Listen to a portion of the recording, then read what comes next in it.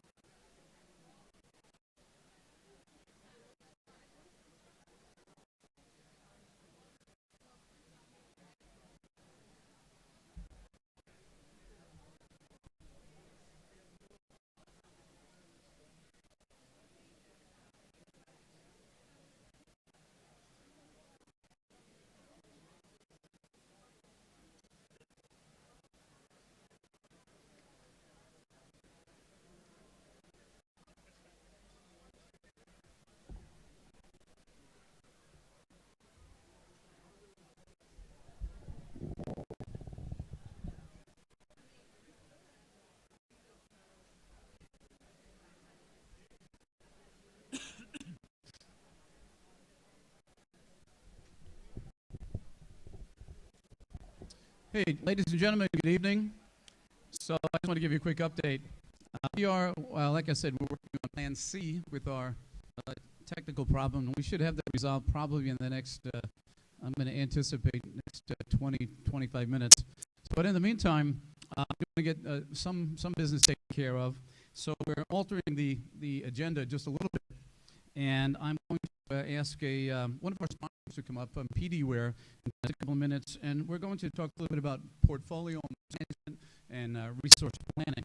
So before I do that, just a couple of things that I think are pretty important. We at this New York City chapter, we're going to basically celebrate our 30th anniversary next year, 2016. So we've been around for a long time, 30 years. And just a little bit of history about the chapter. It began in 1986, and between 1986 and 1991, or I should say 1990, the chapter had about, at the end of 1990, 45 members, a total of 45 members for the city chapter. And basically there were very few, if any, programs actually in place between the time it started and the end of 1990. Now, I worked for AT&T for 20 and a half years, and one of the things that we were required to do as being project managers in the PMO organization at AT&T, my boss required all of the project managers to get their PMP certification. So back in 1990, I started to study, and I got my PMP in 1992, and my number is 535. Okay, so that number alone tells you I've been around for at least a little while. Okay, so anyway, besides becoming a PMP, we were also required to join our local chapter. So I said, okay, no problem. And within a few months of being in the chapter, a few people started to send emails around saying, what's going on with the chapter? Why we don't have any meetings? Nothing's going on. So a couple of people said, Frank, why don't you take over the presidency? So I thought, oh, that sounds like a good idea. Let me try that. So from 1991 until 2001, I was the president of this chapter. So that's a long time to be president. But during that time, we had to grow the chapter. And we didn't have much of a board at the time, and we kind of grew. In fact, there's a couple of past presidents in the audience this evening. But from 1991 to 2001, we were kind of like the new giants. We were always kind of growing and reconditioning, if you want to call it that. But anyway, during that time, we went through several different people. We finally created a very, very solid board later on, about 1995, 1996. In the meantime, in order to get the chapter going, I was working in conjunction with another person who was part of the creation of the chapter. His name is Bill Ruggles, who was a president of the New Jersey chapter, and also a chair of PMI. And he and I collaborated a lot. We kind of joked about the things that we had to do. Back then, if you remember in 1991, 1992, we didn't have the luxury of a lot of the technology that we had today. We did rely heavily on things like fax machines and U.S. mail and things like that, and just word of mouth and using the telephone and things like that. So what we had to do was, as the president and for a while the only member of the board, it was my responsibility to organize meetings, get people to join the chapter, find speakers, and deal with a number of different things, including an entire newsletter. So I did that by myself. And Bill Ruggles used to talk about that. We did the same thing for the New Jersey chapter. And we got to a point where we were joking about it. And we had our kids were helping us do that. And they would hold the flyers, put them in the mail, stick the stamps on them, and then send them out. We call our kids lick them, stick them, off them. So anyway, the point is that it takes a bit of effort to get a chapter going. You have to have people that are very dedicated to doing it. And it takes a long time to kind of get traction. But once you get traction, then amazing things start to happen. And all those amazing things happen through the efforts of volunteers. and we have a number of volunteers behind the scenes that actually do a lot of things to help us grow the chapter. So as we progress through the program this evening, and hopefully we're going to have a projector so we can share with you some figures about what the chapter has accomplished in 2015 and what we're going to see happening in 2016. Just a couple of other things. In several of the past meetings, what I've done is I've asked for some instant status from our membership. Okay, and the reason that I do that is many times the chapter will send out surveys. Surveys will go out to, we have right at the moment, we have 2,613 active members. And so we send out a survey to 2,613 members, but how many actually respond to those surveys? About 5. It's a little higher than that, but it's less. It's about maybe 7% of the members actually respond to our surveys. So to get more instant status. So we would hand out index cards and try to get people to answer questions like, what would it take to retain as a member? And we have a retention issue in the new chapter. PMI is reached kind of a plateau overall membership worldwide, but we're kind of staying steady.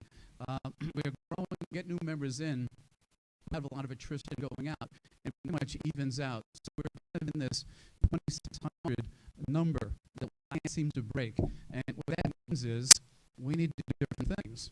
So we have the members, and the members are saying the things that are really important for 2016, and Holly will talk about some things.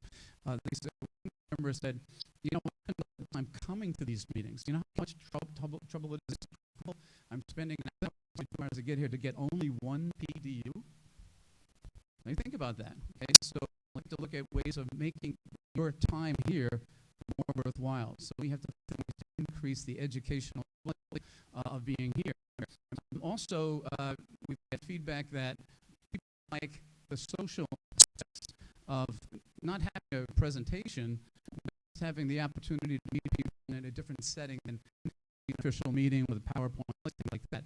So we've had several of those types of things, rooftop, swing dance sessions and things like that, which have been really pretty good for getting people to the side of project managers, the fun side. Okay, and how many of you are actually having fun as project managers? Not enough hands raised. Say, well, you know what? You gotta have some fun. And I was joking before I didn't bring my guitar, but if you want to have fun, all you have to do is go to YouTube and go to Project Manager Blues. You guys on the Project Manager Blues? Well, being that people have a certain perception of project managers, I needed to kind of with a lighter way of looking at project management. So I wrote the song, the Project Manager Blues, which is YouTube. It's 3.5 minutes, and I guarantee you, in those 3.5 minutes, you'll learn an awful lot about project management, and you'll realize all the things that you do. Okay, so when you get a chance this evening, sometime you're in your home, you're waiting for the go on YouTube and listen to the Project Manager Blues. In fact, I have it on my laptop here. We'll play that before the evening is out. So anyway, what I'd like to do right now, in order to kind of keep going while we wait for that projector to come in, is I'm going to ask Heinrich, who's the CEO of PDWare, to come up. He and I have been doing a number of things together, and been gracious enough to start a good portion of this meeting tonight. And we've had lots and lots of discussions about the value of portfolio management, but even more specifically, resource planning. And we had a webinar that was posted in the New York City chapter, Facebook, and in the newsletter and so on, back on, I think it was November 23rd or 24th. Okay, and we had about 210 people on that webinar, and we did talk a lot about the importance of portfolio management from a strategic perspective. And Andrew talked about not only portfolio management, but the importance of resource planning as part of that. So Peter, I'd like to come on. He said he can do his presentation without slides, and I said, great. The bar is in the back there, and I'm going to buy a couple of drinks. So with that, Peter Heinrich, CEO of PMINYC. Hello, everyone. My name is Peter. I'm a recovering project manager. And I mean no disrespect either to project managers or to project management or to the 12-step process in that. So by saying that, I am a little bit serious. Let me explain why. Many years ago, when there were computers, no computer science, I got into the game as a developer of time-sharing operating systems. This was with Xerox out on the West Coast. And nobody moved from project management then. This was the 70s. And as time went on, I became a manager and was doing planning of all kinds. And in the mid-80s, I encountered project management for the first time. And wow, that was it. I thought I had found the solution to all these problems that we had been dealing with in this company. You know, you've heard the old saw that to a surgeon, every problem needs a scalpel, or you know, a carpenter, the hammer, and so on. This is not true of surgeons, most of them, I hope. But in any case, that was certainly true of me. I was so enamored with this beautiful discipline, this structure that seemed to have so much promise. And it does, it really does. It works exactly the way I thought it did at that time. I was so excited about this thing that I left Xerox and co-founded a small project consulting and training in California with some colleagues. And we did really good work. We did good training, we did good consulting, we conducted workshops, we helped customers develop great project plans for many critical projects. But what we were finding after about 10 years of this was that they were not uniformly succeeding in accomplishing all of their projects. There were huge problems. And not too long ago, I did a survey of surveys. Standish, some of you may know the Standish survey. PwC has done surveys on project performance. PMI has done studies on this. And I did a rack up in, I would say on average, all of those surveys found in 2015 that approximately 40 to 50% of projects fail to meet their goals. Now, that did another sort of analysis. How much money is being spent on project managers and project management? Does anybody have an idea, just in the United States, approximately what the total salary is for project managers? Just the United States. Anybody? Somebody give me a number. 50 million? How much? 550 billion. Yes. In the world, throughout the world, including the U.S., Europe, and other countries, the number is over $1 trillion, well over $1 trillion, salaries alone. And at the same time, we have 40 to 50% of projects failing to meet their objectives. So project management is wonderful, but it doesn't solve all problems. So the epiphany that I had in the 90s was that there is another problem out there, and that is the problem spanning all the projects in a portfolio. How does an organization operationalize all of its processes and integrate all of the necessary players? And in our experience, being out in the field with customers doing planning, we were finding that the functional manager, the resource manager, the first level, second level manager, department head, the group manager, were invariably being left out of the process, number one. Number two, they refused to use project scheduling tools, which were far too detailed and complicated. I can't tell you the number of times I heard, hey, listen, I've got job. Don't bother me with that. So there was a big problem.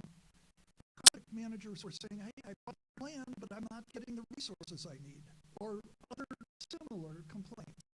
So that was the point. There's a problem of not including the right people, that's the resource manager.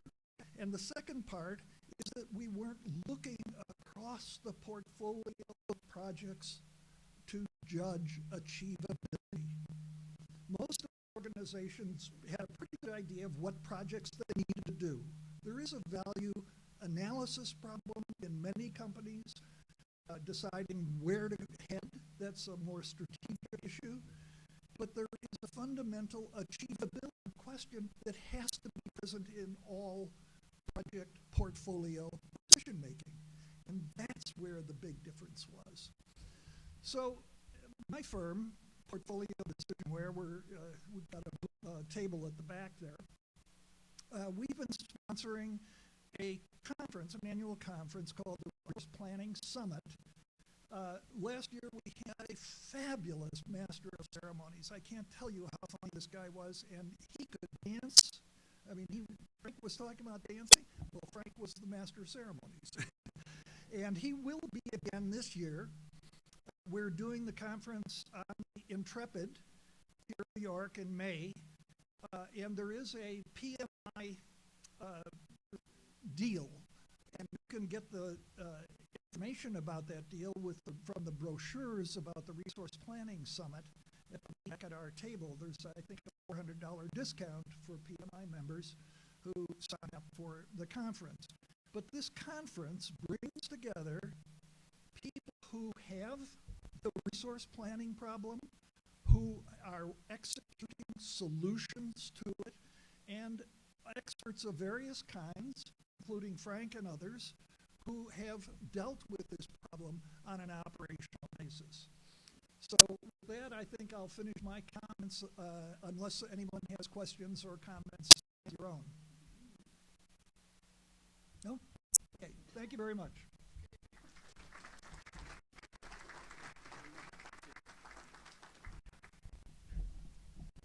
Okay, just a couple of words on that resource planning summit. I was kind of intrigued by the fact, well, I actually was a speaker at the one they had in Chicago, and not only is the subject matter, it's not about selling anything, by the way. It's really about people coming together and talking about these challenges associated with portfolio management and resource planning. The second one was down in New Orleans, and I just have to share something real quick about that, is that we had about 130, 140 people attend that.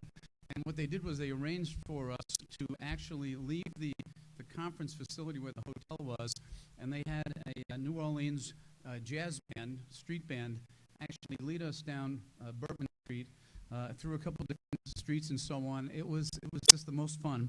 And the music was playing, and we're going, there's about 125, 130 of us, and people thought that we were something special, okay? And we were being videoed and, photographed, and people were wondering who were these important people that they had their own parade.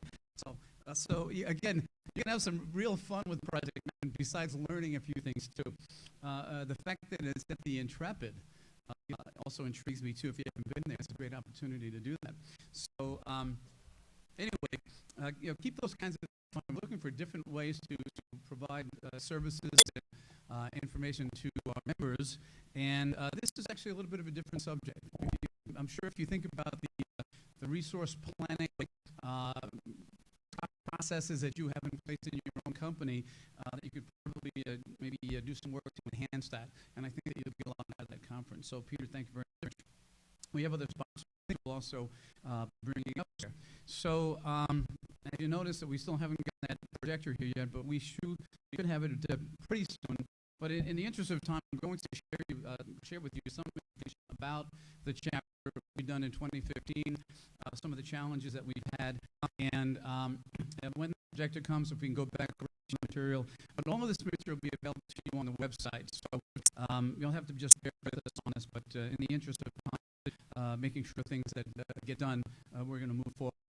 Later on this evening, we'll have a program by Mr. Thomas Clancy, Rising from the Ashes. And we'll try to get to that presentation. And I assured him we would have a projector for his presentation. So we will, when that comes in, we take a short intermission to make that happen. Okay, so anyway, let me we get things started here. Okay, we have the wrong presentation.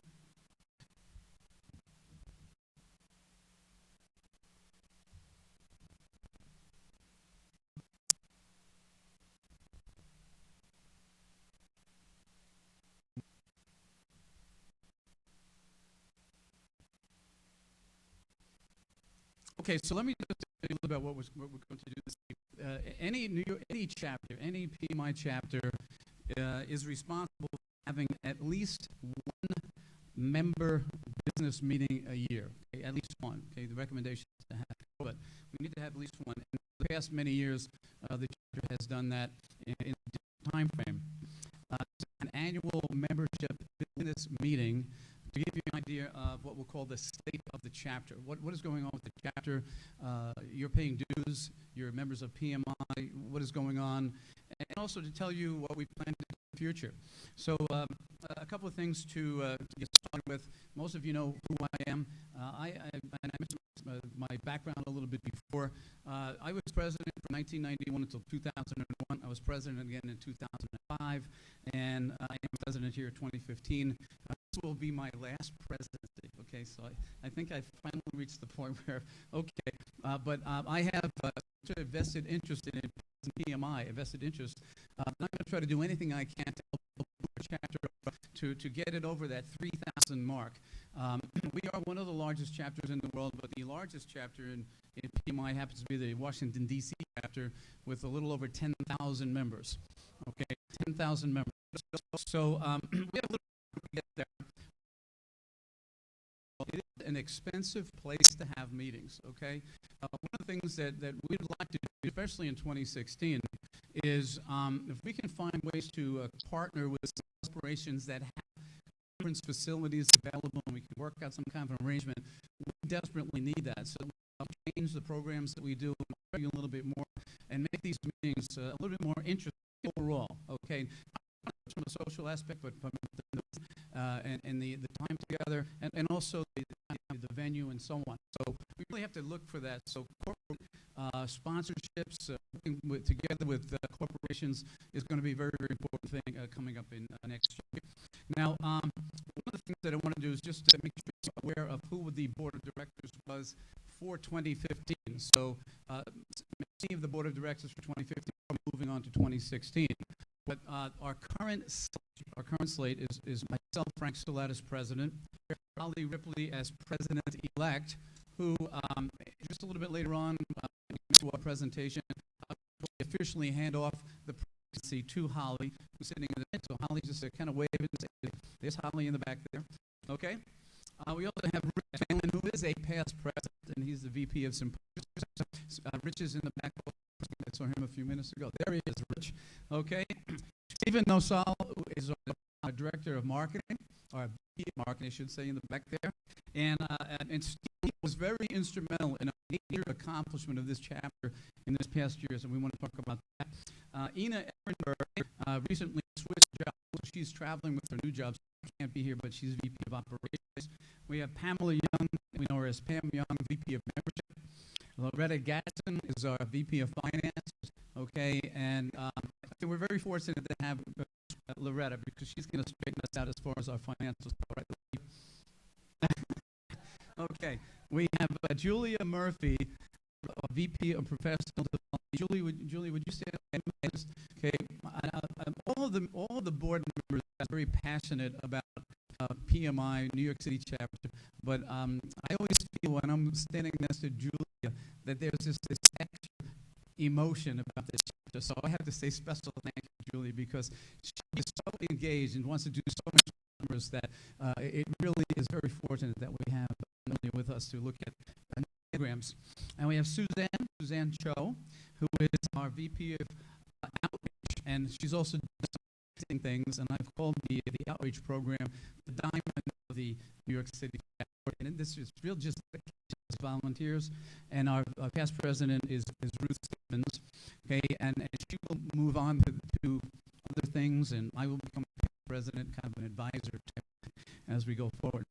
One of the things that we have to do, a business function, we are required to do this, is for you to review and approve the minutes from the last business meeting, which was in December of 2014. So on your table or on your chair, you have some minutes there. So what we'd like you to do is take a few minutes and read through it. We need to have about 135 people in attendance. We've already passed that number, so we are good for a quorum as far as voting to accept the minutes.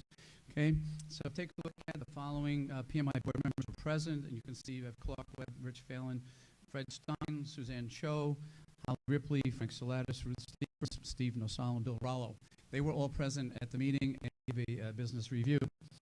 State of the chapter was produced, and I'm not going to read the whole thing. You can read this, but we did go through a state of the chapter, which I am about to do for 2015 and also position us for 2016. So we have a vision, we have a mission. The chapter, basically what we're trying to do is establish and maintain and sustain and also grow a professional PMI community, a project management community that we reach out to not-for-profit organizations, corporations, universities, and so on. Okay, we had 2,724 members in December of 2014. You can see that our number has gone down. We were at, right as of today, 2,613. So you can see that we need to kind of move in a different direction there. Okay, we do have a number of people who are PMPs, CAPMs, and you'll see the information for 2015 up on the board as soon as we get a projector. Wow, we have a projector. So everybody give a round of applause to a volunteer who worked that out. Okay, excellent. Well, now I'm feeling so much better.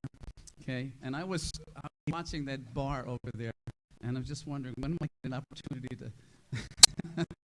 I think I'm going to have a celebratory drink in just a minute. Okay, but anyway, if take a look through the 24 members, 2014 programs, outreach recap, 30 plus events and 2,500 attendees overall, reach highlights, and so on. So what I'd like you to do is take a look at it. We'll take just a few minutes to assess it. Our total assets financially at November of 2014 was $171,711.23. Okay. We presented our new chapter officers, a slate of officers. You can see the list that I just had gone through. Okay, Ina Berg was appointed as a director back in June, and Julie also came to become a director in March of 2015. Okay, we have an outstanding group of volunteers, and we are constantly looking for new volunteers, and we have lots of new programs coming up. We really want to make sure that we have a creative group of people to reach out, especially one of the things that's really important about the PMI chapter that I think we all need to understand is that we're a virtual organization. We do not have an address, we don't have a home, we have a website, okay? And generally at our meetings, we get about, depending on the meeting, depending on the subject, somewhere between 75 and maybe 120 people attend meetings. And that is a very small percentage of what we have in terms of chapter membership at 2613. So as we look towards the future, we have to look at technology. We have to reach out to members that are not coming to the meetings, yet they're paying dues. And one of those things would be things like webinars and webcasts and things like that. So we want to make sure that we are looking at ways to attract volunteers to help us with that technology, to help us with the ways to increase our membership. Membership retention is a big deal, not only in 2014, but in 2015. We still haven't found the right formula. We're looking for different ways to do that. I'll address that as we take a look at some of the accomplishments of 2015. Outreach, again, excellent programs in 2014. We began in earnest a restart of the chapter strategic plan. Just like any organization, we are required to have a strategic plan that looks not only at the year coming, next 2, 3, 4, 5 years. Okay, one of our past presidents kind of laid the framework for our strategic plan. His name is Andrew Garcia, who is also here in the audience. He was president, I'm pretty sure, from 2001 through 2003. Okay, all right. And he went through a lot of work to try to look at the demographics that we deal with, the kind of interests that people have. He laid those foundations, and we've been building on it every year. So myself and Holly Ripley, as the president-elect, are responsible for establishing the vision, the mission, and getting those objectives going. And we will be able to present that information to you as we go through our accomplishments for 2015, and also what Holly will address for next year. Okay, so strategic plan, very important thing. And then we actually will have a separate event for our volunteer leaders, but we will make a special recognition for the program. And then the meeting was at 6:55. So that is kind of a recap of the minutes and kind of like a prelude to what we're going to talk about in 2015. So with that, not that I understand fully Robert's rules of meetings and so on, that I'd like to open this up for any discussions. Does anyone have any discussion about the minute PMI, what happened in 2014, what's happening in 2015, and so on? Anyone have any comments, any suggestions, responses to the minutes? Any dialogue? Okay, so I'm going to take that as a no. And now what I'm looking for to be, I need a motion to accept the minutes. So could you just stand up and announce your name for our records? Anthony Sinelli has a motion that the minutes be accepted. Okay, I need a second to that motion. Okay, I want to make sure we record your names for the motion and the second. All those in favor of accepting the minutes as presented, raise your hand and say aye. Any opposed? Okay, then the minutes carry officially. We now have our minutes for our business year 2014 accepted, which means we can go on to 2015. All right. So as you can see, I'm feeling much, much better now that we have a projector. And I tell you, that's one thing that when you think about project managers, about all the things that we think about when it comes to risk management, and you know what they say, the devil's in the detail? Well, that was sort of a living proof of that. But the one thing that we can do is rely on our own creativity and teamwork and collaboration amongst a number of people, and we're going to make this happen. So thank you very much for that. Okay, so let's just talk about what's going on with the chapter. In fact, let me put this into slide mode.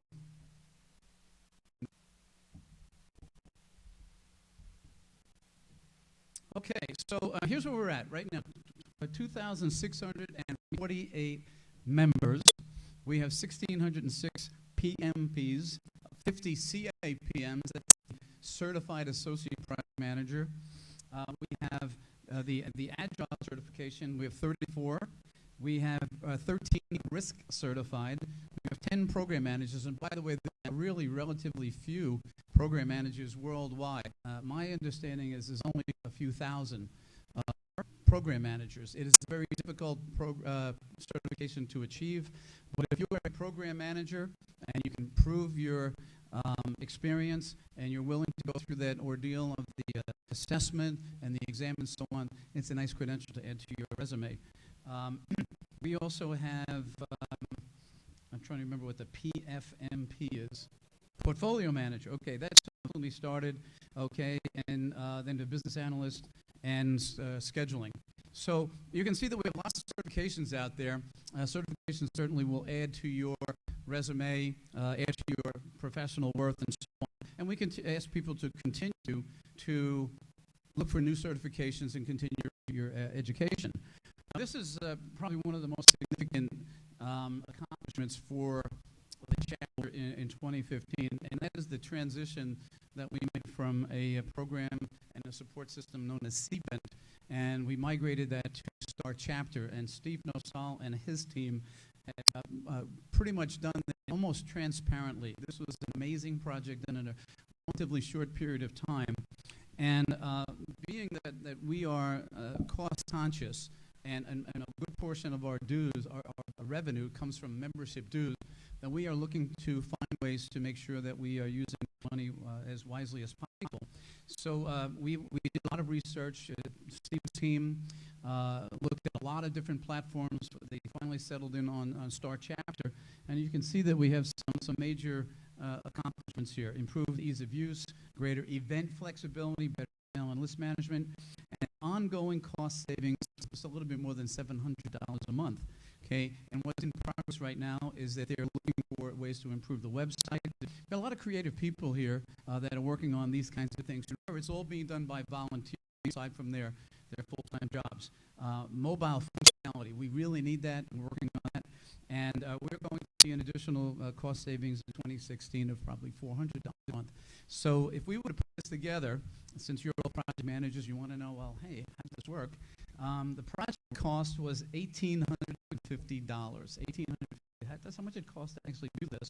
But the savings in moving from this technology, in the 4 months that it was active in 2015, we saved $3,000, and we're projecting savings in 2016 and beyond at $9,000 a year, which is a pretty substantial thing. So Steve and all of your team members that are here, thank you very much. Let's give them a big round of applause.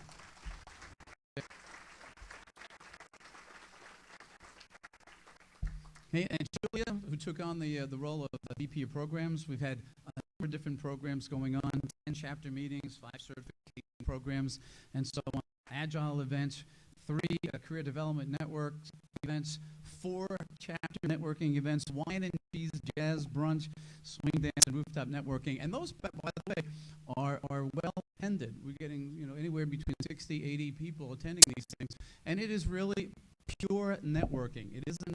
There's no presentation or anything like that. It's just people enjoying themselves, passing around business cards, talking about careers and things like that, and also having a pretty good time. And at the swing dance, you actually learn how to dance a few different dances too. We had breakfast roundtable, which I hope that we can start up again in 2016. They are great. We have them in the mornings, generally before your work day starts, for about an hour. Good for you. They were relatively inexpensive. They were low-key, but you know what? They were called roundtables for a reason, and they were very effective. We always had some pretty decent speakers there, and of course we had at least one webinar. We actually had 2 webinars. One was on a subject about project management, and the other was more of a town hall meeting where we talked about the challenges of obtaining and sustaining volunteer members and leaders. Okay. This is something that's fairly new, and most of you probably don't know about this, but PMI actually began radio ads in New York City and WCBS AM, a total of 48 spots, and you can see the information is up there. And the sole purpose of that is to get people who happen to listen to the news and so on to understand that, hey, PMI does exist.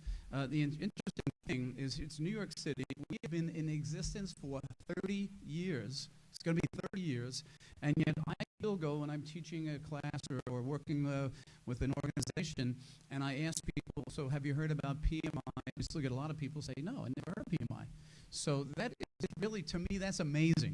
So one of the things that we'd like you to do as members and is you're ambassadors, and we use Facebook, and we're also using LinkedIn to get information out, and I'm trying to be fairly active on the nose media also, but get people to at least look into PMI, all right? And as a member, make sure you come to us and tell us about what you think, your suggestions and so on, so that we can make this a much better organization, something that will provide you with the education, types of programs that you're looking for, and a host of other things. So we really want you to kind of focus in on that. And PMI is helping us out by putting these radio spots to tell about what PMI is. So take some time, act as an ambassador, and go to some of your colleagues and talk about what PMI is. Okay? The outreach program, just some things that are going on here. That's a very, very active group of people. And you can see we have a number of major events, NYU Women in Project Management, the Barclays it's a Junior Achievement, Job Shadowing. Microsoft Project Summit was just recently. Same thing with the Army Corps of Engineers, Women's History Month speaker program. So what we are doing is, and Suzanne's team, very highly energetic group of people, is reaching out to build businesses, communities, not-for-profit, every type of organization you can think of. Programs like the mentor program, the Speed Mentor program, which is getting pretty much international attention. Brilliant idea, where you bring in many of you are members, okay, who have a certain expertise in an area. Maybe you're a professor at a college, you're a business consultant with a certain expertise, and we go to NYU or some other colleges, and we actually provide in 20-minute segments that are rotating information about the anything from leadership to resume building to preparing for your career in project management. So that is an excellent program. It's getting a lot of attention through PMI worldwide. Okay, and of course, we do some things like we give back to the New York Cares program, where the volunteers take their time, actually spend their own money, and sometimes they register these things, to just show up and do something like clean a park, clean a beach. I was involved in the painting of a mural at the school on Staten Island, and of course, we have our to the Management Educational Foundation. We also want to take a minute to say thank you to all of our sponsors that have been very generous this past year. We're looking to do more sponsorships next year, give people an opportunity to hear and see new products and things like that. So we want to make sure that we recognize everyone, and those sponsors that are here: PD Ware, the International Institute for Learning, I can see the Resource Plan Group. I can't see the title back there without looking at it, but anyway, if you just give a round of applause to all of the sponsors for helping us to make PMI sustainable in New York City. Now, this is the real business part. This is the tough part, is to go through the financials. So I'd like to thank Loretta for taking the time to put all this information together. But if we take a look at our sources of income, you'll see that we have a couple of things going on here. We have meeting events, we have sponsorship, we have membership dues, which make up most of our revenue, and we also have some revenue coming in, a fair amount from a symposium. Okay, so that is kind of like the pie chart. That's what it looks like. If I was to give you some specifics, here's the details. Okay, what we did up till this point, October 31st, we have picked up $9,160 in sponsorships, $78,025 in membership dues, $40,980 in symposium, meetings and events, $26,714, and our interest income, $159.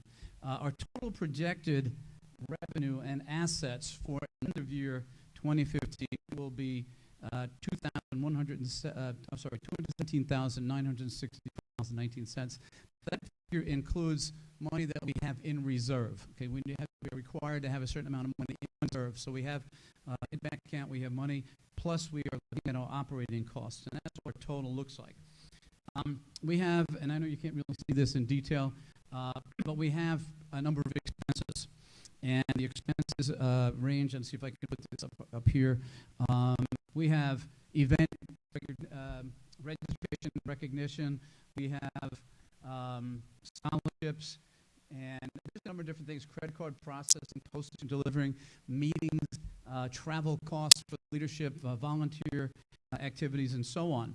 So when we add up all of our expenses, okay, what we have here, this is what it looks like. Our income for 2015, and this is all sources of income. We anticipate this is going to be $168,013. Expenses will be $155,013. So we are, at least at this point right now, if you consider income and expenses, are slightly in the green. Not by much, but that's actually a good thing. We have to do more of this. We have to do new programs. We have to find more creative ways to keep our costs down. This is where we're at right now. And a final financial report will be issued in 2016 as the new board takes place. Now, that's the business part. I've tried to give you kind of a picture of what the state of the chapter is. I'm speaking to one of our members on the side before, and he said, "Hey, thanks for doing a good job." And I would say, well, I probably could have done a whole lot better. And I'm feeling that there's a lot of work that's undone. It still needs to be done. And I've great confidence in the new board that's coming in. We've been talking about our strategies. We've been talking about our operations. We've been talking about doing things differently and better and being more creative. We did invest in some time, and we took the entire board, and they went to the PMI Leadership Institute meeting that was held in Orlando, Florida, back in October.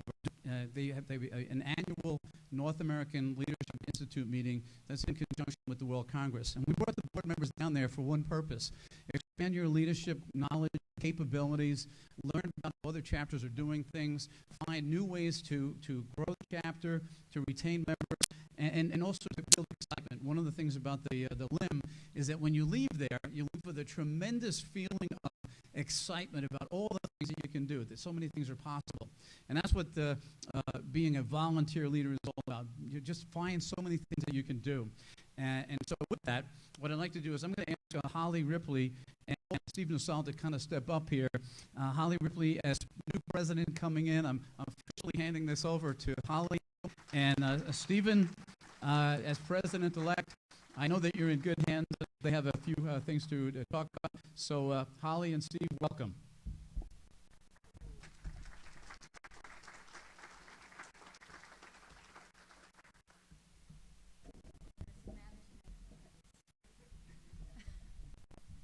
Fantastic. Switch that slide. Hi, everyone. I'm thrilled to see you here tonight. And Steve, come up. Hello. Just I feel like a second wheel here, just to let you know, because she's really the president. Everyone, just come on up. It'll be our photo op. We have Bilal Farhat as our new VP Marketing and Communications. Ina Ehrenberg, our VP of Operations, she's continuing onward with us. She's traveling this week. Loretta Batson, VP Finance.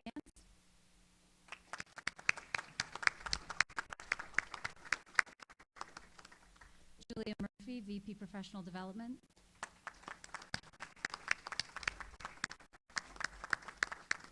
Suzanne Cho, VP Outreach. Come on up, Suzanne. And Frank will now move to past president role. Frank, come on up. Let's have a little photo op, maybe. All right. Wonderful. I feel like we should hold hands and bow or something. Yeah, let's. Why don't we all stand on this side?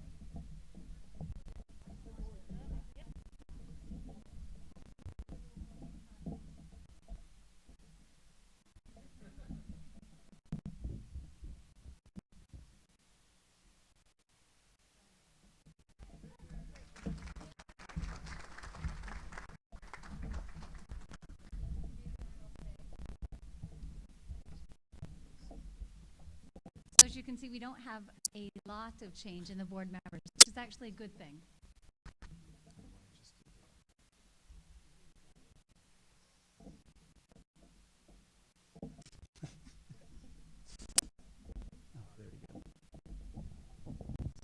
Sorry, the main changes, the main difference in the board members obviously is bill, which goes on over the course of the year, every year, and this year it's been a bit more in depth and detail. I think in Q3 and Q4, so the second half of the year we've got a bit more aggressive with the strategic planning, and we have some high-level objectives and some maybe mid-level objectives, which all trickle up to supporting our members. So let's just go through these and maybe explain just a little bit and not give too much information away, because some of it we do want to leave a little surprise for what comes in the year. Build Project Management Institute, New York City Project Management Community. This is something I hinted at, I think, in the last chapter meeting. It's building a community. Community really is, you know, it's a group of individuals who hold similar ideas, and they have a place, whether virtual or physical or both, to collaborate and you know, share those great ideas, generate new thoughts, generate some new ways of working together along the way sometimes is, something that comes out of the communication. Steve, would you like to add? Well, the other thing about a community is that, one of the benefits of being a member of the chapter is that you get to learn from each other and meet with each other and share your experiences. And there's social media, yes, but there's also in-person things. And that's how we learn, that's how we grow, that's how we develop our network. And so we want to help provide a platform and help everybody do that. So and you'll notice that all of these objectives are all about how do we do more things for our members. Nice. And this is not to say that we don't already have a good gathering of folks, and we are like-minded in a community of sorts, but it's to stress the community. It's to stress this new platform by which we're encouraging and looking for more engagement, like an increased engagement, not only with the active members, but inactive members. There are many members who don't come to these meetings, and we'd like to see them. We'd like to have fun, right? So that's why we stress community, is that we do want to increase the engagement. Would you take the second? Sure. The next thing we're working on is improving the new member experience. As Frank mentioned, we do have a pretty high turnover rate of people who join after 1 or 2 years and leave. Now, some of that's due to different jobs, things like that. But we want to make sure that we're making sure as we bring new members to the organization that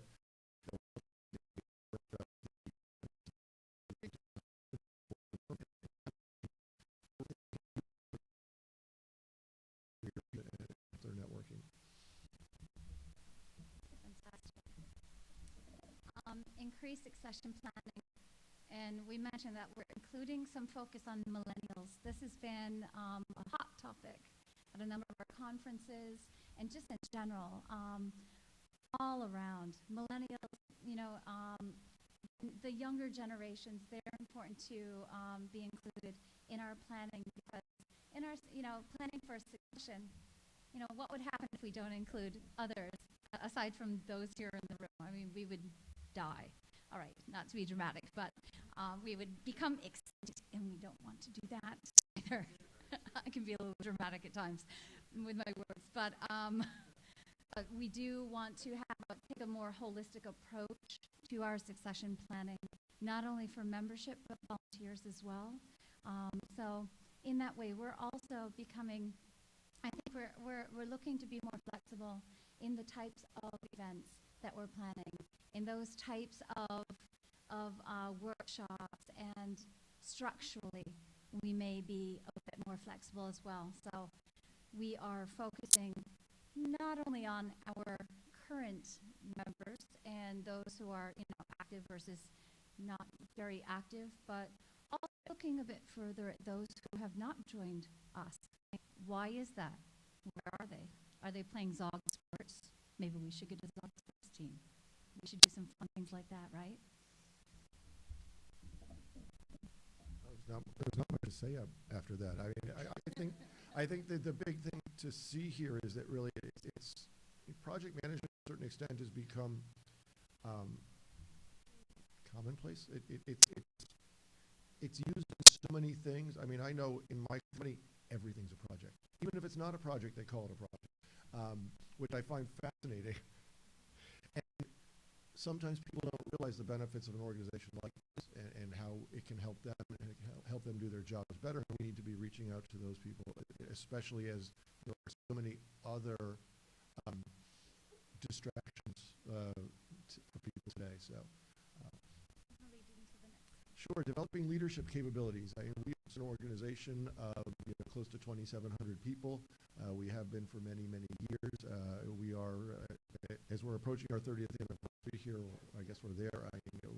We're practically middle-aged, and we need to focus some of our work on making sure that we have the leaders to guide this organization.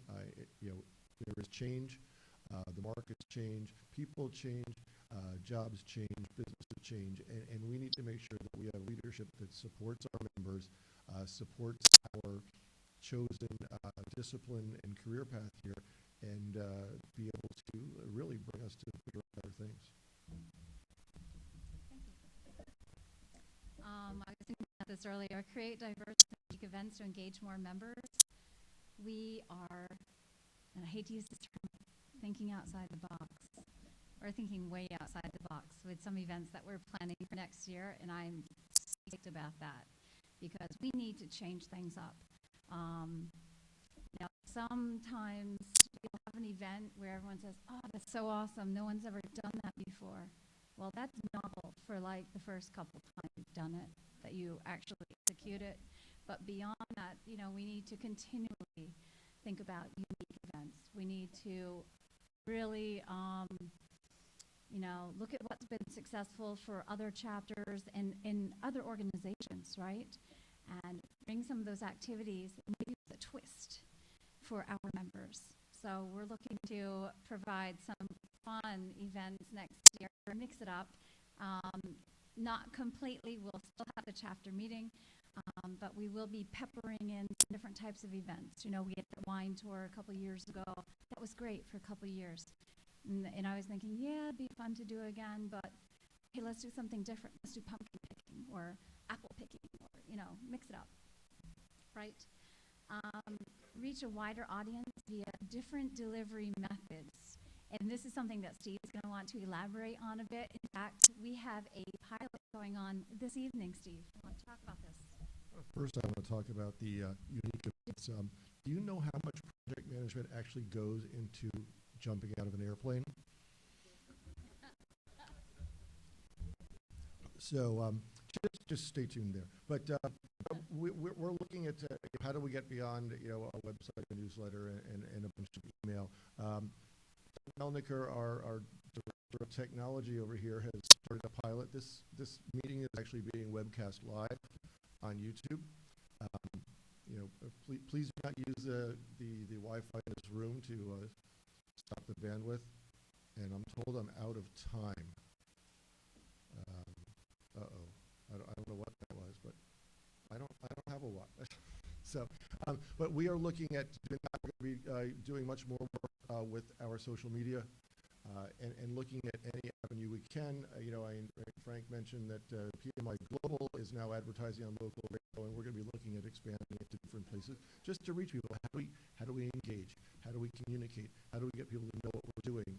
How do we help you do what you want to do? So there's going to be a good effort put into that, starting with redoing the website and pieces and going from there.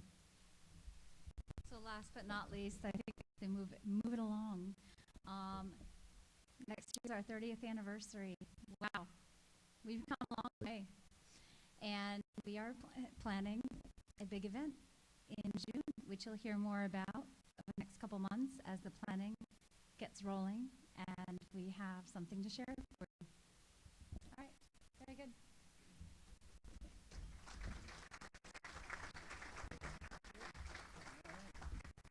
So it's a relief for me because they become the new people that run the chapter and get things done. And Holly's been doing an amazing job. One of the things that's important for all of us to understand is that it is a board. It's a volunteer board, volunteer leaders, but there's a tremendous amount of cohesiveness and collaboration that's required to make this successful. One of the things we made a point of was that as being the president and having a president-elect, that we worked together all the time. We had weekly meetings, we had discussions about what was going on. So we always knew what each other was doing. We always were focused on how we're going to make the chapter better. And you're going to be in great hands next year. It's going to be just an awesome year. So just a few more things. We go right to our speaker. We have 2016 outreach plans with more women in project management and job shadowing and things like that. More corporate outreach. Suzanne's, I think, an idea generator. With her team of people, there's just amazing things that are going to happen. Breakfast club for young professionals. So many things that are going on with the corporate outreach. I think that corporate outreach is probably the mainstay of the chapter, of any chapter. We really need to reach out. It's at the university level, at the corporate level, and also at the community level. And they do a fine job, and we can expect to see some really great things happening in 2016. We have more programs, the social meetings, and also more interactive type sessions where not necessarily going to have a speaker, that you're going to be involved in maybe a project that you're going to work on together, and you're going to learn how to network and how to solve problems together. So it should be pretty exciting, I think, in 2016. More webinars, absolutely more webinars, more PDUs at meetings. This chapter engagement idea, chapter engagement manager, to reach out to 2,500 plus members who don't come to meetings. We need to find ways to reach out. You know, and I have to tell you, this is a really important thing. When we were at the LIM, one of the leaders, one of the chapters said members were coming up to him and saying, "What do I need a chapter for? I can get almost everything I need online." And you know, that really kind of struck a note. And I said, we're going to have to do some things really, really different and creative in 2016 to keep you coming to meetings. Okay? Finance, additional processes. We do need much better financial control. You know, we're responsible for the dues and how that money is spent. We want to make sure that we're doing those things right. And, of course, more creative marketing. So those are the kinds of things that are on the horizon for next year. So that's going to conclude our annual membership meeting. Towards the end of the program, after we have our speaker, there'll be some announcements about upcoming events. I wanted to point out that we, the outreach people, have a table over there. Jude, right? Jude, just say hello. They have initiated a coat drive. So if you are interested in donating a coat for people who are homeless or who need some extra help in the winter, the chapter has organized a coat drive which will run from now through the end of December? Through January. So if you're interested in donating a coat, finding out more information, please stop by to that desk. We also will have we have a raffle from PDware has a special raffle. I'm going to make sure that we go around and collect all those business cards for that prize, and I will bring that up shortly. But right now, I'm going to ask for Mr. Thomas Clancy to join us up here and offer his program. So before I do that, I have to read a multi-page announcement about you, okay? So come on up.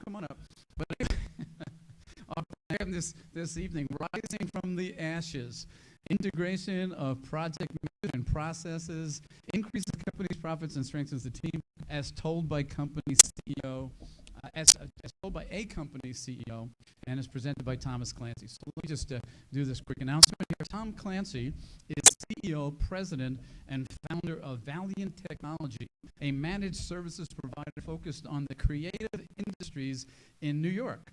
From advertising to PR, web design to app development, film production to event management, fashion design to world-class restaurants. Okay. Valiant customers are among the most interesting and innovative people around the world. Are you now the new most interesting person in the world? Okay. Tom believes that you can revolutionize your industry if only you have the tools and the vision to do so. And that's Valiant's mission. Founded 2002 with 27 engineers actively supporting over 100 businesses in the New York metro area as a managed services provider, we believe that the right technology can help every small business achieve big goals. Tom is also a recognized expert among tech entrepreneurs and is a regular speaker at industry events and contributor to trade publications. Most recently, Tom has launched a podcast entitled the Info Junkie Podcast, where he interviews people with stories worth hearing to understand what makes them tick and what keeps them up at night, and they really want from life. So with that, Tom, welcome. Thank you very much. So now we're going over to my slide deck. And there is me. Not very good with computers. Hey, look at that. And now we have to go to presentation mode, which is on the slideshow from current slide. Yes. Hey, look at that. Well, thanks very much for having me. This is the interactive portion of tonight's event. By interactive, I mean you guys have got to give me something. Feel free to interrupt me, throw questions at me, pepper me. Okay, what's your middle name? What's your favorite food? What's your system PIN code? Shit. All right. So, good. All right, good. So seriously, feel free to throw things at me, interrupt me, talk to me. Yes. I've never heard of it. I tried to Google it, but the internet service didn't work. Again, I'm not very good with computers. So hi, I'm Tom Clancy. Here's the question that everybody always wants to ask. The first question that everybody always asks is, are you related to that author? No, I'm not related to the author. I was not included in his will. I do not have any of that money, but I am less dead than him, so I think I got that going for me. So you guys heard the long-winded intro, which I think I wrote, but I didn't intend to be an intro on stage. That was awkward, just sort of standing here and watching that happen. That was more for the website. But hey, so you guys know about me. I am the co-founder of Valiant Technology. We're a tech services company. I've also founded some other companies along the way. The fourth bin is electronic waste recycler here in New York City, and Valiant Cloud is a backup and application development company. I carry a whole bunch of different certifications, but I do not have a PMI. I am an atrocious project manager because personally I have very little long-term discipline. I am an entrepreneur. That means that I like to invent new things, play with them, get bored with them, and hand them to people and say, here, please make that continue to work, because I don't know what to do with it now. I do a bunch of different speaking engagements. I really enjoy doing that. So, but only if you guys give me something, so hit me. I am most proud of my biggest accomplishment is the birth of my three amazing boys, Jack, Ted, and Charlie. They are awesome, and they are the reason that I get up in the morning, and they are also the reason that I leave the house in the morning.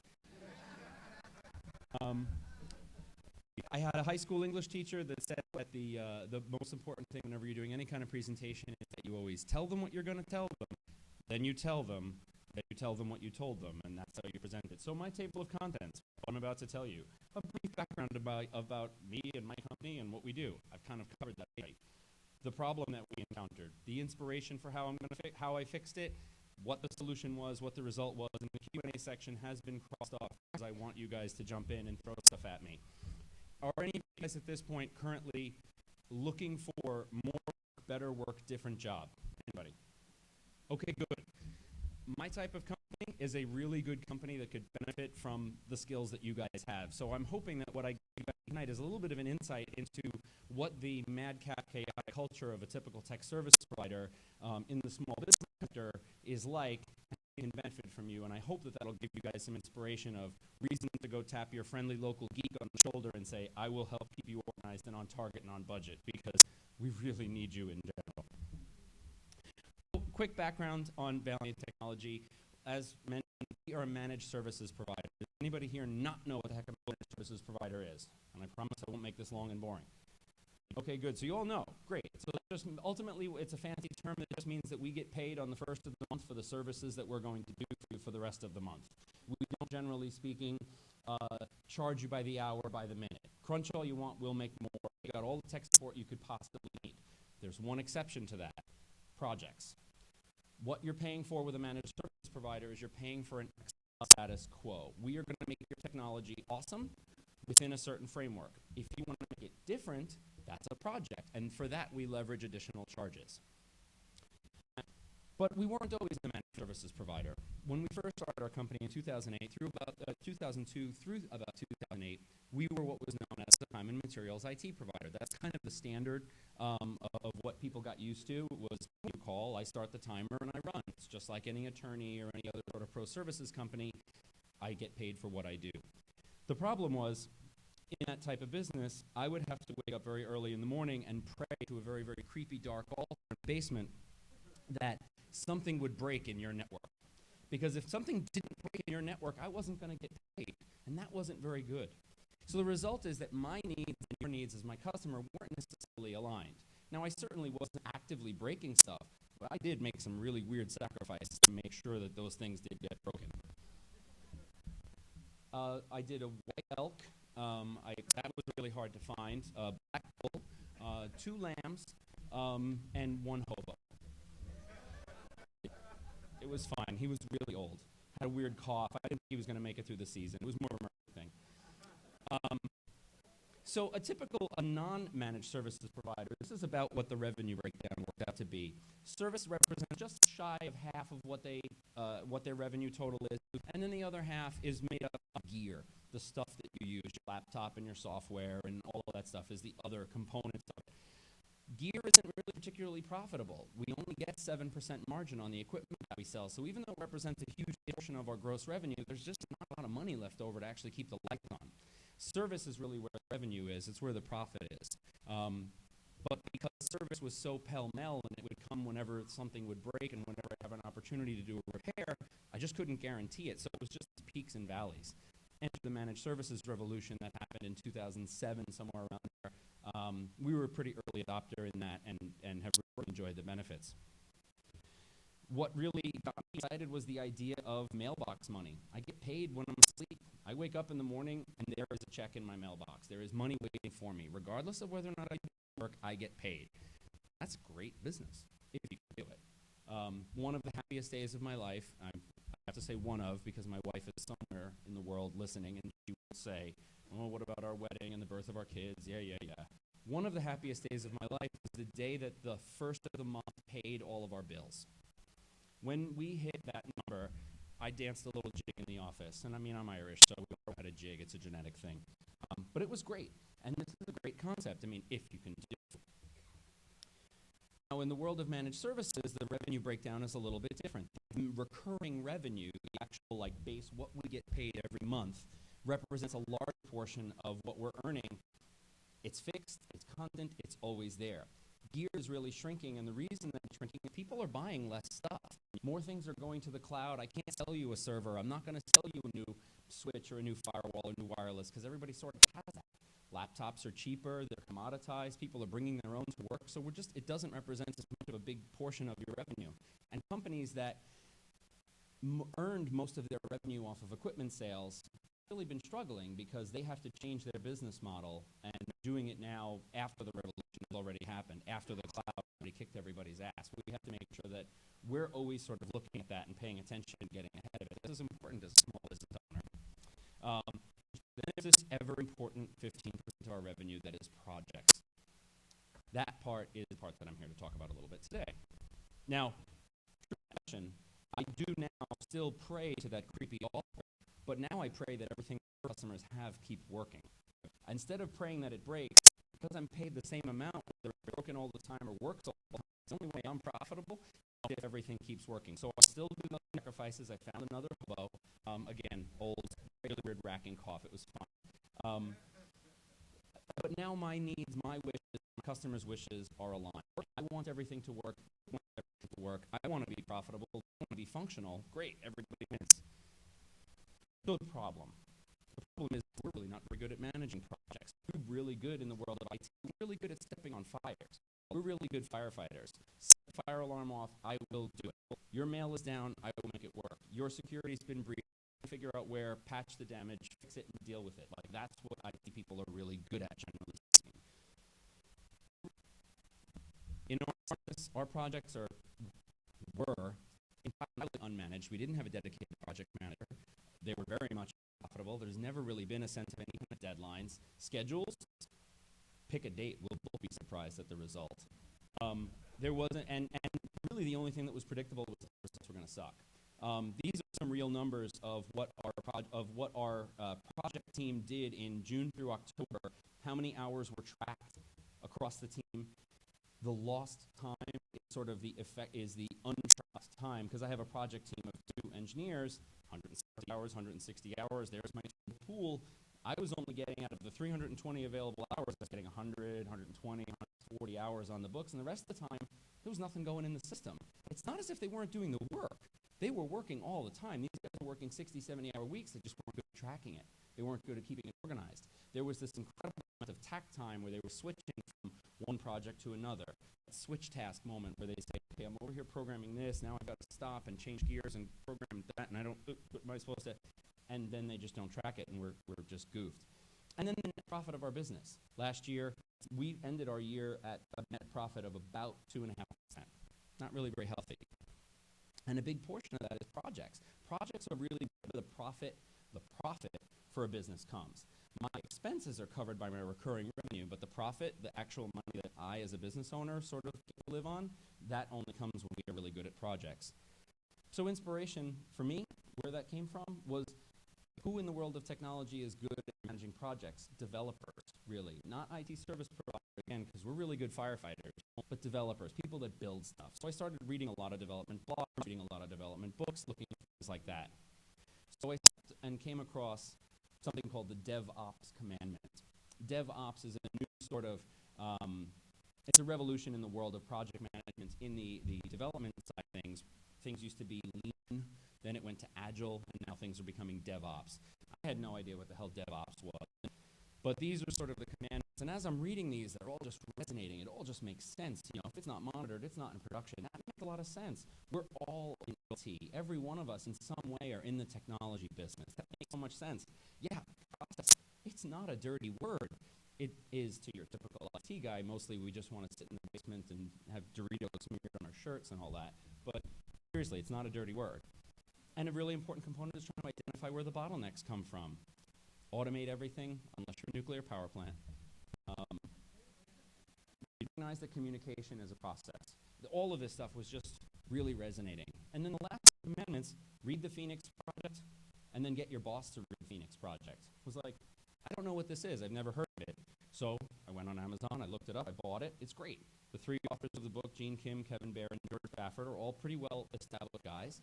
It's a good book. It's a very simple, quick read. It's kind of a parable of a company that is failing and why they're failing and what they do to turn around. And what they do to turn around is essentially adopt the principles of DevOps. I didn't know anything about it, so it was like it was time. Start reading, learning about what Lean is, what Agile is, what DevOps is. Lean was something that came up in the Toyota management system back in the 50s and 60s. I'm sure some of you guys have heard of it. It's all about eliminate the unplanned work, eliminate the bottlenecks, eliminate the idle time, and pass on production. Let's get this stuff through the line. Agile was sort of a modification of that into the software space. It was really about making sure that you were delivering all the time, every day. You were putting some new update. It was actually going live. You were testing and going live sort of perpetually. You were iterating. You weren't necessarily doing a full point release, Windows 95 to Windows 98. It was Windows 98 Service Pack 1, Windows 98 this patch, Windows 98 that patch. Like that was sort of the concept that went in there. Still focus on production. DevOps is really a change in the culture of the whole company because it becomes not just about production alone, it becomes about production and the internal operations of the business and the testing. That's really what DevOps was all about. Totally makes sense to me, so it's time to start solving it. The first thing I did was I hired Big Ronnie. Ronnie Paracella, he is a fellow entrepreneur. He's a guy that ran an IT company very similar to my own. He's very similar to me, although his beard is way more magnificent. I'd like to think that my mustache is a little bit better. Ronnie is not a project manager, but he was willing to help me build our project management process and our system. And now at this point that we've done it, Big Ronnie is looking for the next thing that he can sort of Big Ronnie his way through. But that's a kind of a great project manager. Who the heck's going to argue about putting in their timesheets with that guy? I did. I made sure that I put my time in every day. One of the things that you have to recognize in the world of this was that work goes in one direction, forward. It moves forward. Only good work moves forward, but it moves forward. It doesn't come backward. It doesn't go back up the line. The plumbing does not reverse. When it does, But that's one of the things we had to recognize. And to do that, we embraced this principle called Kanban. Anybody here not familiar with Kanban? I'm assuming you guys all know about it. This is our Kanban board. Right? Kanban's a Japanese word, means moving ticket, I think, something to that effect, or ticket board. Signboard. There you go. Interactive. 3 points. Gryffindor is winning the House Cup this year, there's no question.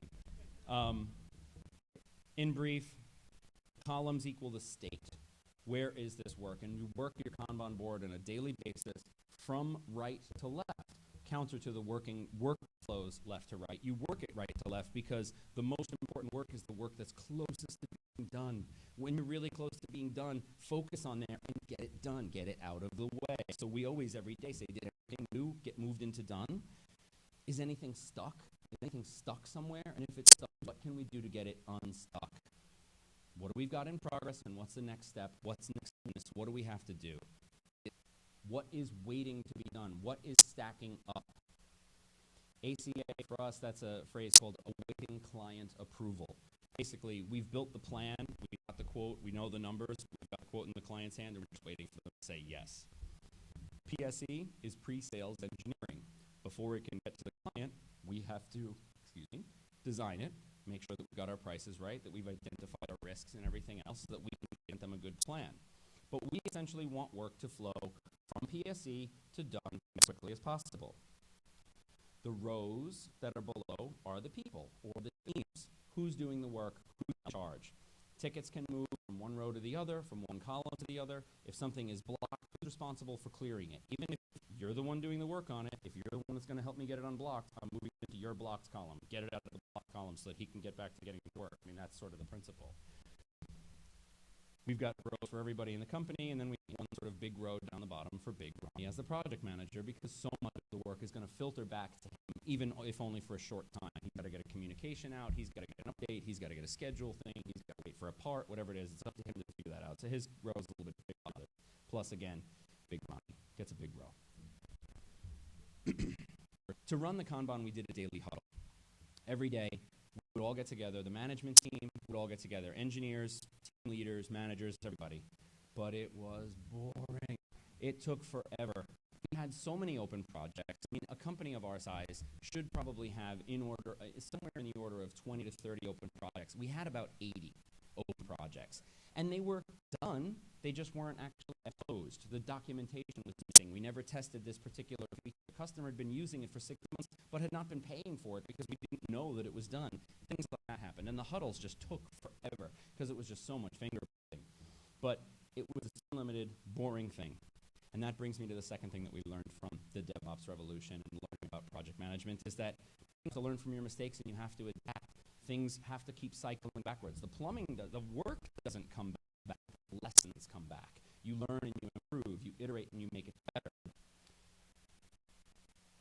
The new huddle is a lot more energetic. Standing up, maximum 15 minutes. That's how it is. If we don't get to it in 15 minutes, it wasn't important. Keep going, get to work. And it's made a big difference. And that brings me to the third thing that we learned is that we learned this really important lesson. It was really interesting. It was really excellent. We need to learn faster. We need to have much more feedback than just the Kanban board. We need to have more than just Big Ronnie telling us what we need to be doing every day.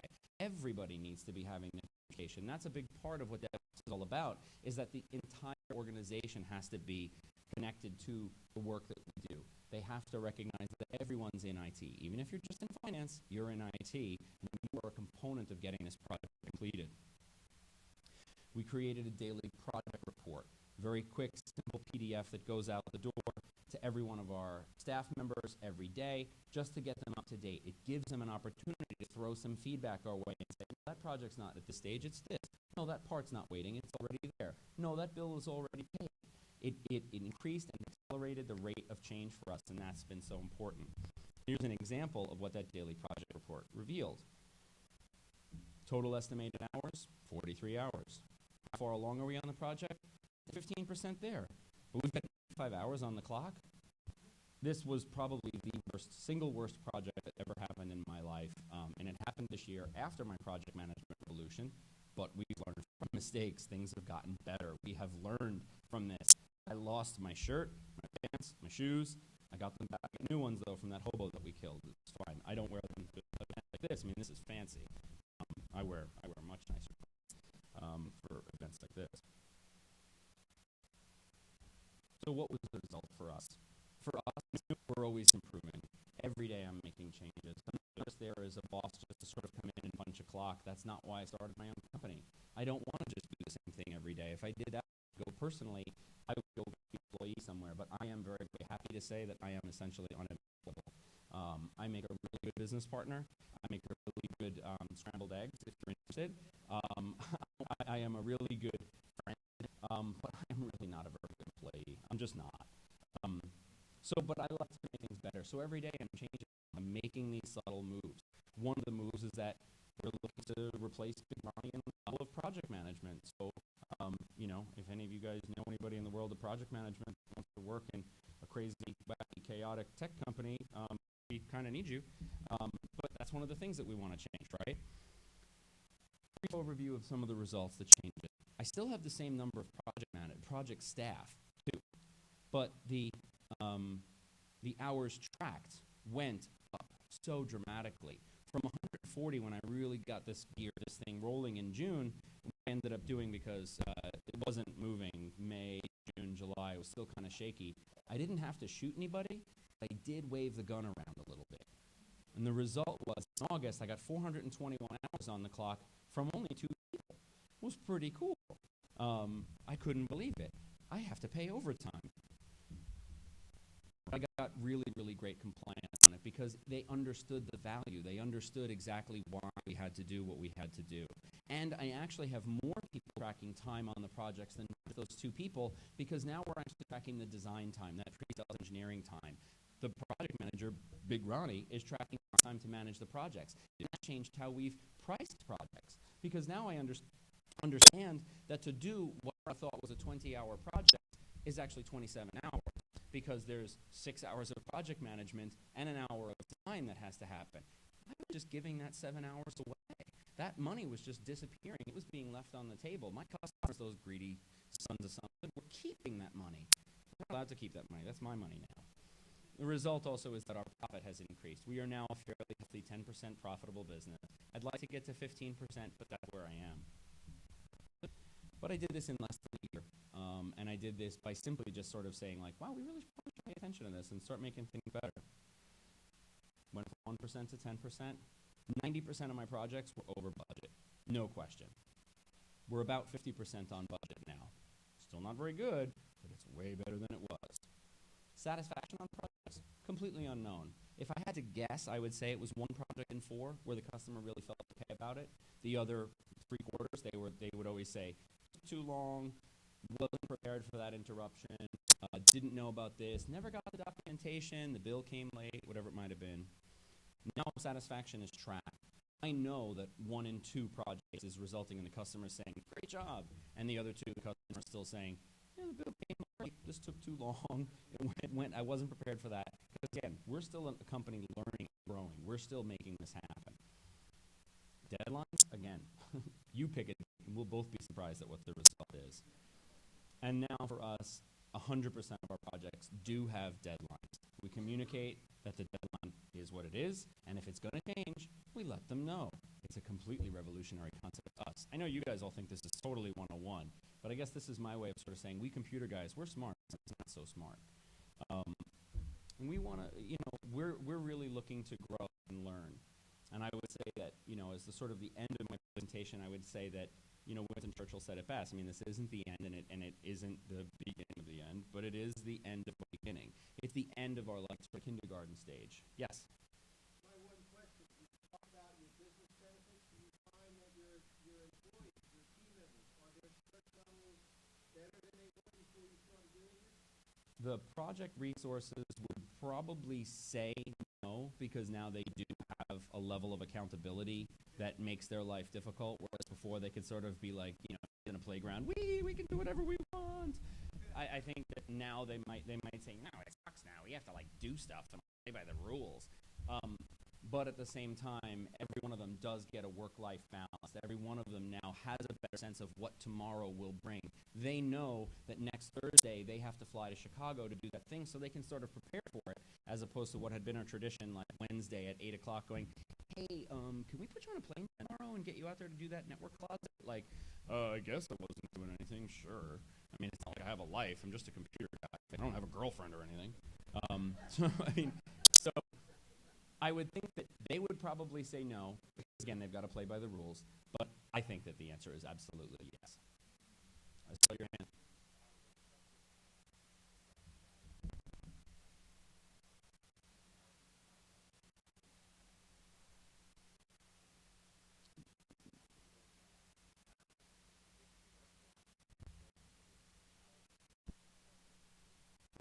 Yeah, and I now have justification to go to finance and say I need to hire 2 more project resources, whereas I never could do that before.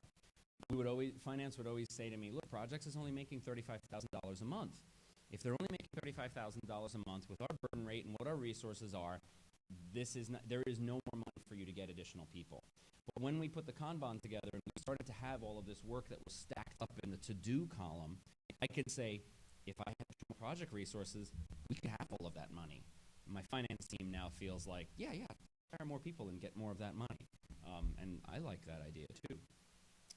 So having it organized, it created a pipeline, something that we never really had. Again, it used to just sort of be like a giant bucket of Legos, all of these jobs and opportunities that were out there. We kept our customers functioning, but man, if you wanted to figure out where it was, you spent a lot of time making that really loud diggy noise to like get to the bottom of it and find the part. 2 points to Hufflepuff, by the way.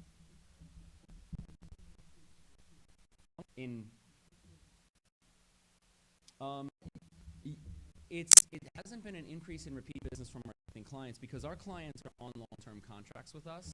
They're all on annualized contracts. So if I'm doing a project for you, where I would start to see it is when our customers' contracts are coming up for renewal. So I'd have to let you know next year because as our customers are coming up for renewal, I'll be able to track the differences between our client churn in years past versus our client churn since the Project Revolution.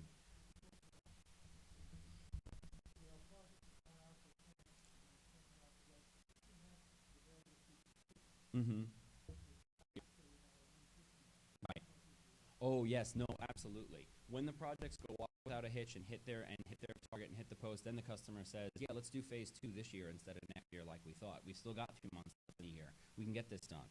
We've got budget left to burn, and since you're ready, we might as well burn it." So that's been a huge thing.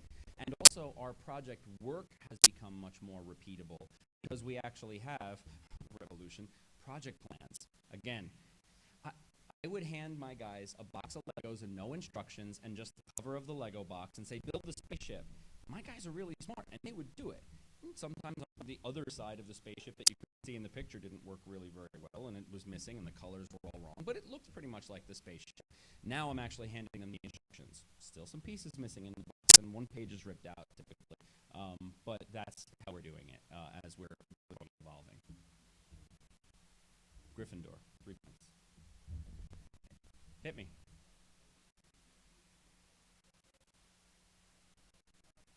Yes, profit margin went from 1% to 10%, which for a $4 million business is a pretty significant jump.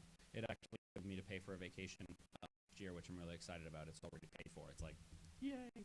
I don't have to put it on a credit card or anything like that. I was actually able to take a check and walk to the bank and say, here, have this money, and I can now rent a cool house in Arizona.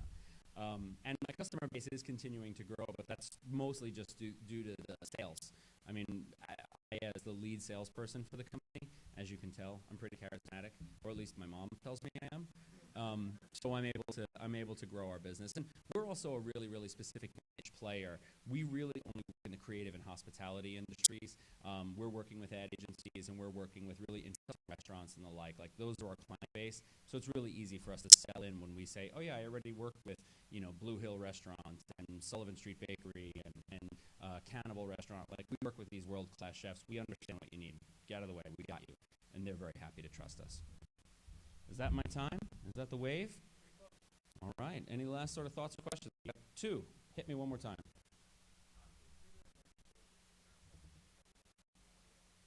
Mm-hmm.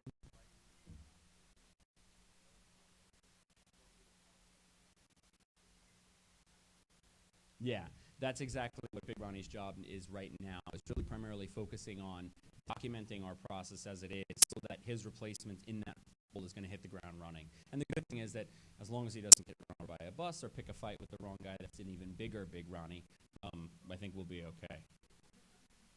Last question, anybody? Hit me.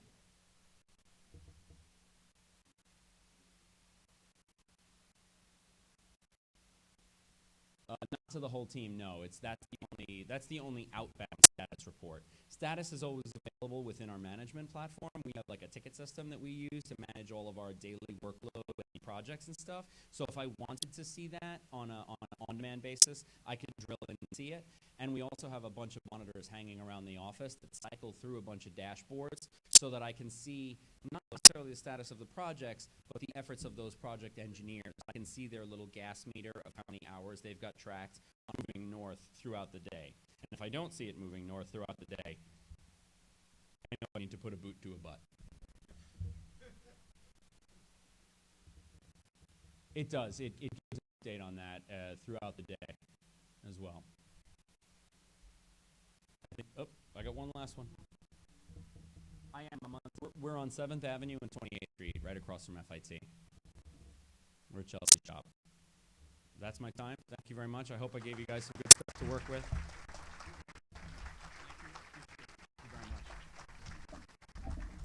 Okay, have a few more announcements before we close, but PD Wear is actually offering a raffle here of a Flex wireless wristband, Make Fitness a Lifestyle. So what I'd like to do is get someone to go around. If anybody wants to be involved in this raffle for this Flex wireless wristband, just take out a piece of paper. They have paper in the back there at the PD Wear booth, or you can put your business card here, and we're going to have somebody go around. Could you do this for me? Okay, great. Thank you.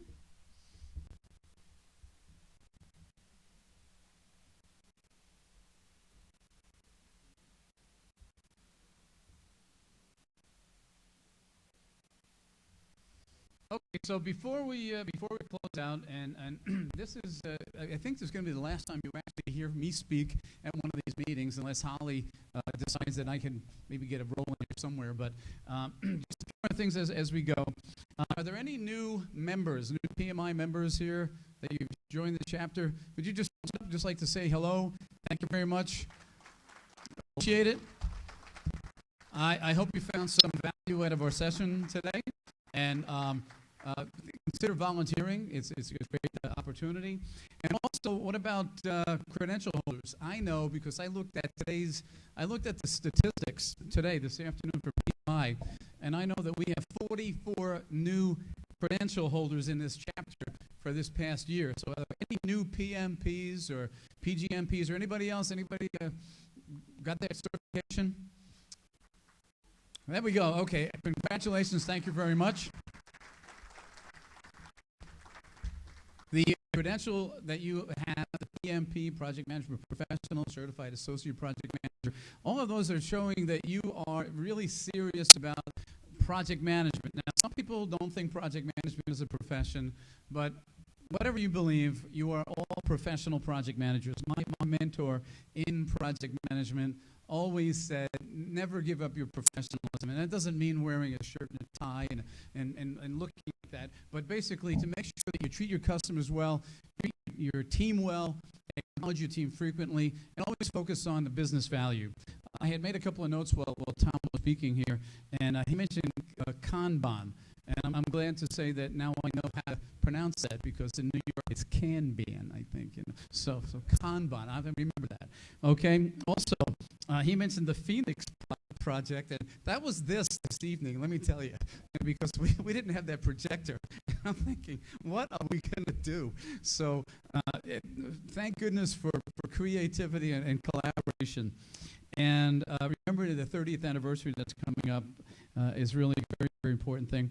And the other thing is that we need your ideas. We need some ideas in order to make these meetings something that you are going to walk away from and go, wow, that was some meeting. You should come, all right? And I don't know that we have actually reached that. Sometimes we do in the year, but what is it going to take to get you to talk to one of your colleagues and say, you really need to come? And I gave it a suggestion to PMI, the PMI people that actually prepare the Leadership Institute, and that was, let's get some projects going inside a meeting. We don't necessarily need a PowerPoint presentation, but it was mentioned, Tom mentioned the use of Legos. I was curious, if we gave you, each of you that came into one of these meetings, a package of Legos, and we asked you, and today there's maybe 150, 160 people here, if you actually were given about an hour to create something using those 5 pieces that you were given, imagine 160 people, each having only 5 pieces, and we tell you, build a spaceship or build a copy of the Empire State Building. Could you do it? I think we should try something like that. I think that would be the coolest thing, because that would get take attention on YouTube and would go viral. Look what the PMI New York City chapter member created using Legos. I mean, it would be pretty amazing. So I think that would be absolutely incredible to do something like that. So I'm going to go over a few more announcements. December 21st, Outreach Agile event. What does Agile mean to you? The panelists are Mariah Brater, Gene Gendel, David Liebman, and Michael Goldberg. Okay, there's information. You can get this on the website. So maybe if you're thinking about Agile, if you're interested in Agile, it's something that you should might want to consider attending. January 12th, Outreach Breakfast Club for Young Professionals. What a great idea. Young professionals, Holly mentioned millennials. Okay, and the important thing is that it's not just that we want to focus on millennials. We understand there's lots and lots of generations out there, but we do have to rejuvenate the chapter, and bringing in some young people, fresh ideas is absolutely the right thing. January 20th is the next chapter meeting. Okay, so you have the Agile event coming up on December 21st. Again, if you're not familiar with it, you might want to look into it. Agile has been around since about 1990, 1991, 92. If you don't know anything about Agile, at least look up the Agile Manifesto and I think the 12 principles of Agile, and get an idea of what that is and how that could actually change the way you manage projects. Okay? We got a lot of things going on with Outreach. Not enough time to talk about all the different things, but there is academic, there's community, there's corporate, and there's service. And our outreach group is just outstanding. Like I said before, they are like, I call them the diamond of the chapter, and I think that, you see what it says there, we have unimaginable synergistic power, and that is absolutely amazing. And we have volunteers that will go that extra mile and find new ways to do things in the community. We have the Coat Drive. Okay, if you're familiar with it, or if you can find a way to donate, talk to Jude, talk to members of the outreach community. Set up. They are setting up a donation box, but Jude is over there in the corner. Ask about it. See if you can maybe make a donation. What we're trying to do is not only focus on the PMI community, but the community in general.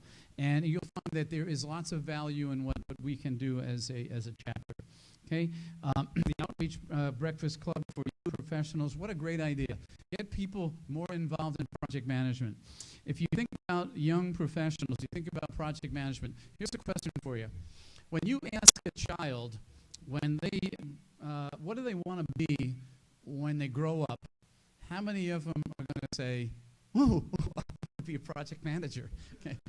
How many? Have you ever heard anybody say that? Well, you see, this is the key. These professionals and see what you do. So I have one suggestion for all of you. Most of you, when somebody asks you, what do you do for a living, you say, I'm a project manager. Now, what kind of a response do you get from that? Do you get, wow, you are? Oh, can I have your autograph? I mean, what a cool thing. Do you get that? No. You kind of get, oh. So your assignment going forward is that you are not going to answer that question by saying, I am a project manager. What you are going to do is you are going to say, I am leading a team that is doing the most amazing thing. We are going to change this. We are going to build that. We're going to put people over there, or we're going to do something that nobody else has done before. That's going to get the wow. And that's what you have to do. You have to stop saying, I'm a project manager, because people go, I don't even know what that means exactly. Okay? I bet your family doesn't even know what a project manager is. So focus on what it is that you actually do. You are leading a team, and you are going to do amazing things and tell people what those amazing things are. That's what you do. And get young people to be more interested in that. Okay, I have a leadership roundtable. We'll be more about that. Okay, so stay tuned for 2016. Outreach can always use volunteers. We need more chapter ambassadors. We need people that are going to tell other people, corporations, the not-for-profit as well as the for-profit, what it is that we do. We have so many things that we can do. The potential is just plain amazing. Why don't we go ahead and do that? We have a business mentor program, service and academic outreach. Suzanne is right there. If you have an opportunity, talk to Suzanne. You'll be able to talk to her at other meetings. Contact the board during at a meeting, or just go online and send an email. January 2016, we have a meeting turning the ship around, trying to program recovery. Always an interesting thing. We've had sponsors that helped us along today. We've had IIL, and we have had SPL, Strategic Project Leadership, and we have had PMO Advisory, and a number of things going on. And of course, all this information is available online. So make sure that you take a look at these sponsors. What are they offering? They're helping us out. And with that, okay, I'd just like to say have a safe and happy holiday. I'd like to invite Holly, if you'd come up here one more time. We hope you enjoyed this session. It did rise from the ashes. I was really concerned about this. I think it turned out pretty well. I think we got some useful information. I'd like to say thank you for all of you attending. This is a great attendance. And I hope you appreciate all the things that are being done by the volunteers of the chapter. We will recognize our volunteers very specifically. That was one of the big things. And one of the things that I like to say is engage. This is your chapter. You pay to be a member of the chapter. Tell us what you want, because if you don't, then we're not really going to know. We're only going to guess. We'd like to change things out. Holly said we're going to do amazing things in 2016, and that is absolutely the truth. Okay, got a great board coming up. They're very excited, very passionate. They've got a plan in place. They've got strategic plans in the works, a number of different things. So I thank you for allowing me to be president of the chapter. I certainly feel that I could have done an awful lot more to make this a better and greater chapter and grow the chapter. But I'm so confident, because Holly and I work so close together, that she's going to continue that on. We're going to do amazing things in 2016. So with that, I'm going to introduce Holly, new president, and I thank you very much for being here, and I appreciate all of your patience and your support. Thank you. Thank you. I'm a bit brief with my words, but we have a great year coming up, a lot of changes. Please, as Frank said, anyone who has any ideas, any great suggestions, don't be shy, share them, whether it's on a piece of paper, an email, what have you, with myself or anyone else, any volunteers at any of our events at any time, because we want to keep things fresh. We want to bring some novel events. We want to keep the interest level high and engage. Like Frank said, we'll have a new motto next year as well. I'm working through a few options. I think you'll be surprised. Have a great night. Thank you, everyone. Okay, Holly, I'm going to ask you to pick a business card out here so that we can give someone this Fitbit. Pretty interesting thing here. Okay, so anyway, pick somebody. They're all anxiously waiting.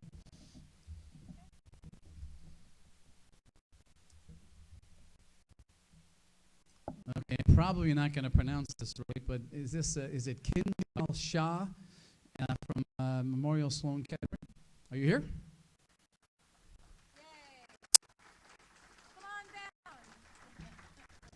Okay, this is now as you're packing, you notice that cash bar is still open, and there is still some food there. And PD Ware would certainly like to have you visit them and pick up a flyer for the Resource Planning Summit coming up next year. There's some information from IIL, the International Institute for Learning. So feel free to network a little bit before you leave, and again, enjoy the holidays. Thank you.